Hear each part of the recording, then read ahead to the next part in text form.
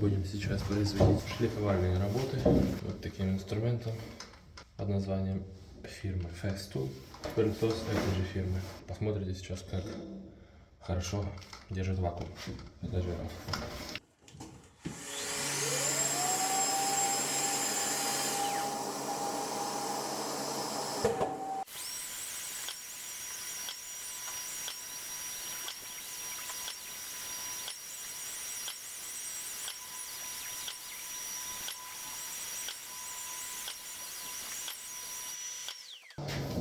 Больше 10 лет этому столу.